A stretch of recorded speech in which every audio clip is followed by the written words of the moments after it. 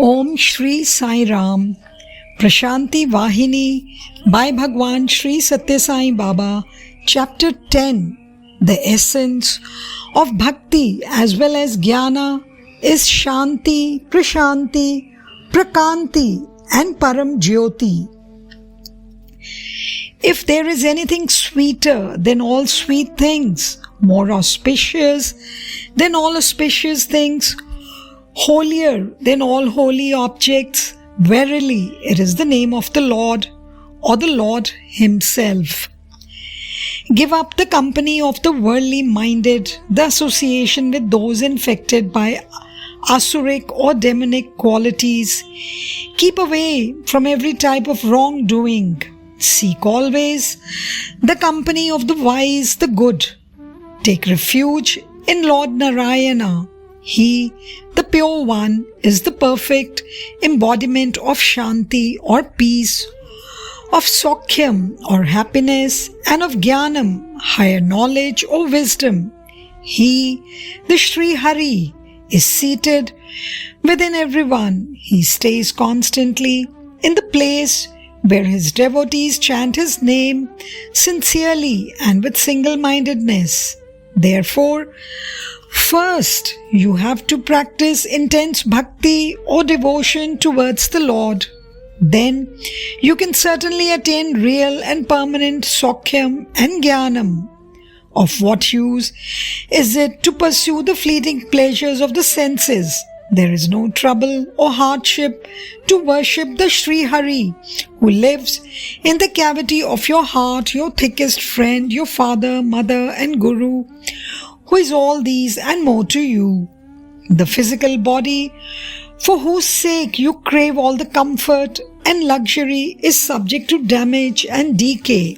One day, it becomes food for dogs and jackals. Sri Hari, on the other hand, is pleased with pure and holy love. Surrender your heart to Him. He desires naught else from you. He cannot be won by limitless scholarship or by pompous vows and rituals. Of the span of human life, one half is wasted in sleep.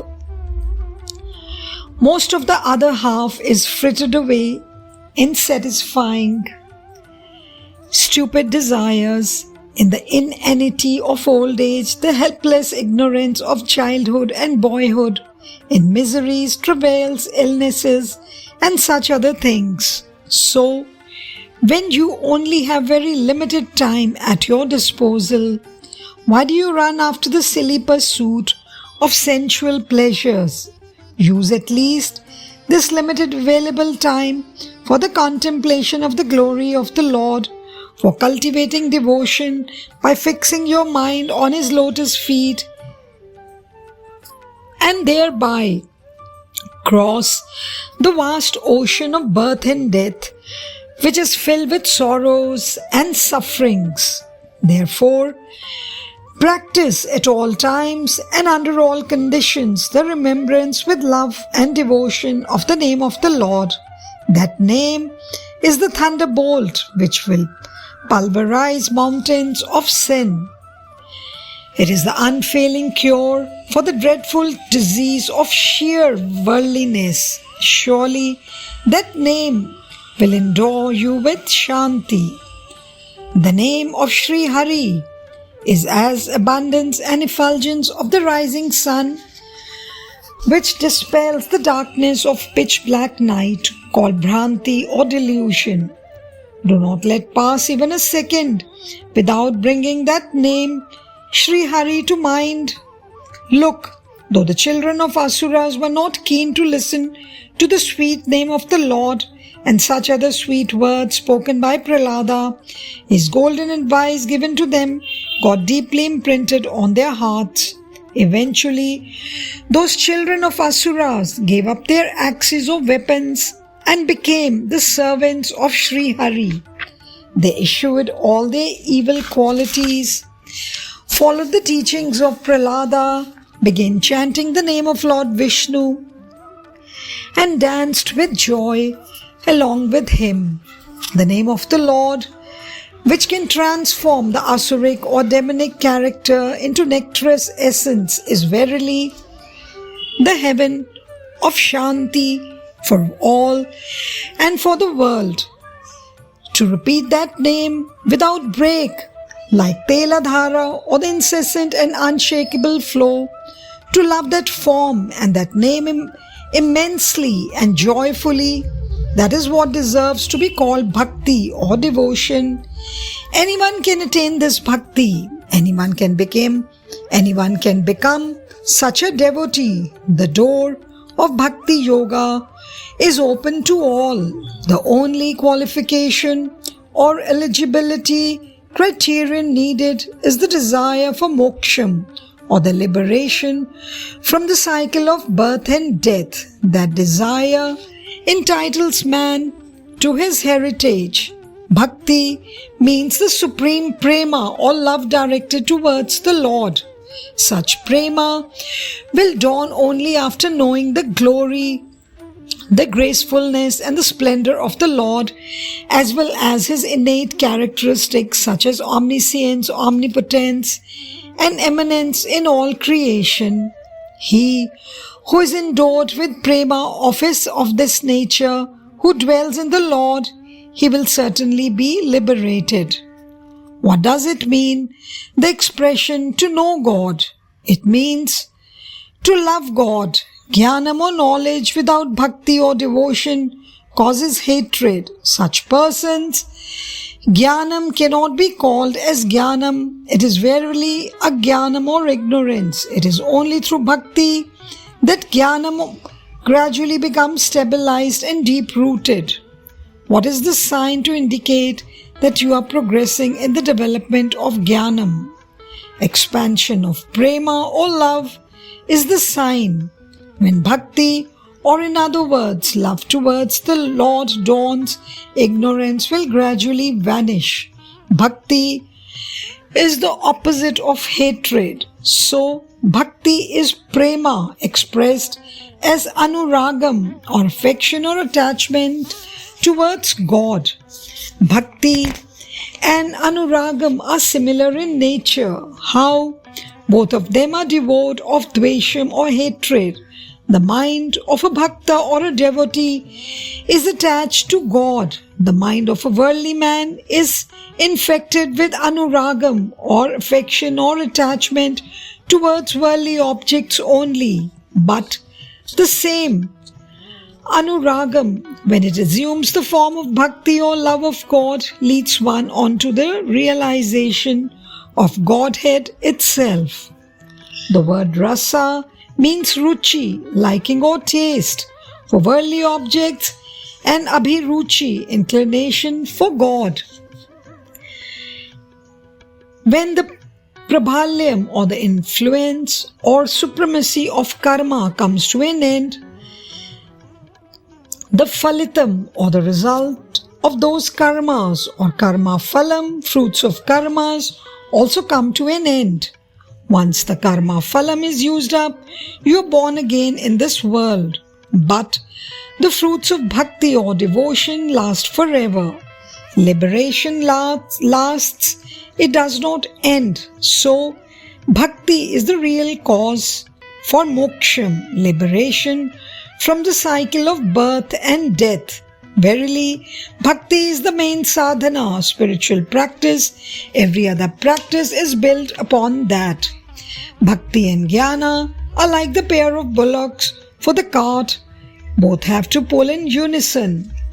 Each must keep pace with the other and help the other to pull the cart. Even if one of them is absent, the cart cannot be pulled properly. Jnana has to help to intensify bhakti. Bhakti has to contribute to intensify jnana. It is on account of this mutual help, this collaboration between bhakti and jnana, that the gopikas or the gopikas of Vrindavan were able to attain moksham. Their anuragam, bhakti towards Lord Krishna endowed them with the highest jnana also. It is clearly evident from the above example that bhakti assists and facilitates jnana and vice versa. Now, the essence of bhakti as well as jnana is shanti or prashanti, the highest type of shanti. Prakanti or the glory of spiritual effulgence, and param jyoti, the supreme effulgence of the highest revelation. Jnana is a limb or anga of bhakti. This is anuragam. Anuragam towards God is most beneficent. It produces the greatest shubham or good auspiciousness. It will not bind man to the prapancham or the world. Moreover, it will take him by the hand along the road to moksha.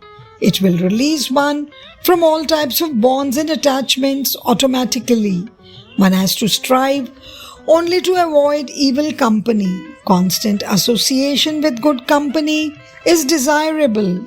Bhakti alone is the supreme path. There is a statement about the superiority of the followers of the path of bhakti yoga over those who are the adherents of the path of karma or jnana or yoga. That statement is, yogi who follows bhakti yoga is higher than the sannyasi, more friendly and noble than the jnani also.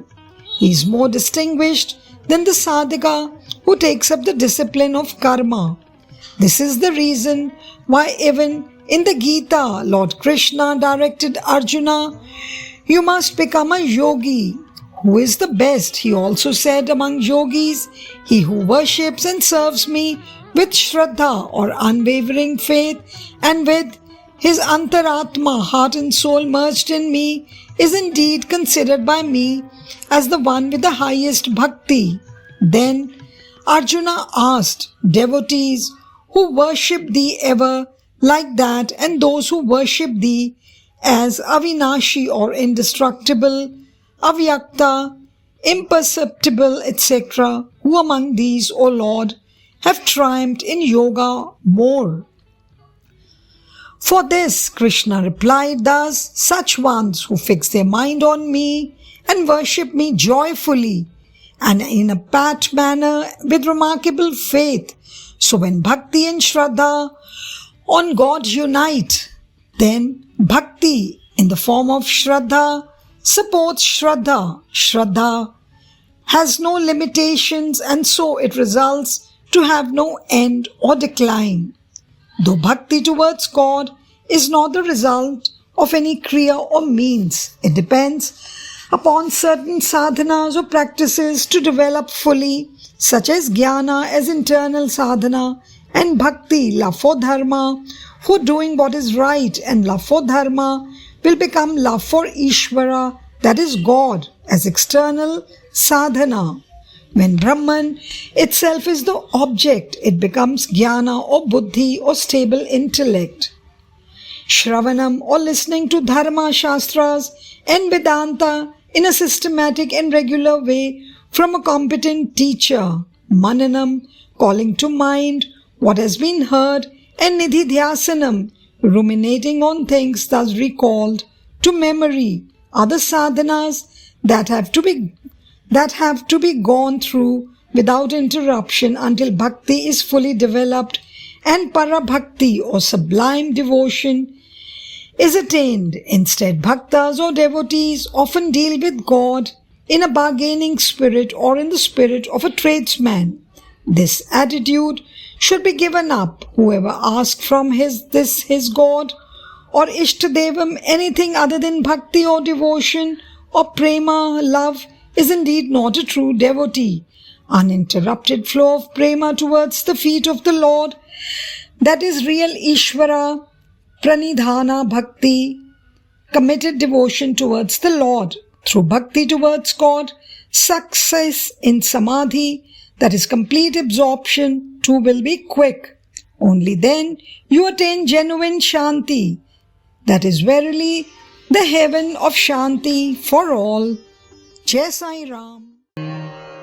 Saishwaraya vidmahe satyadevaya dhimahi tanna sarva prachodayat. ॐ साईश्वराय विद्महे सत्यदेवाय धीमहि तन्नः सर्वः प्रचोदयात्। ॐ साईश्वराय विद्महे सत्यदेवाय धीमहि तन्नः सर्वः प्रचोदयात्। ॐ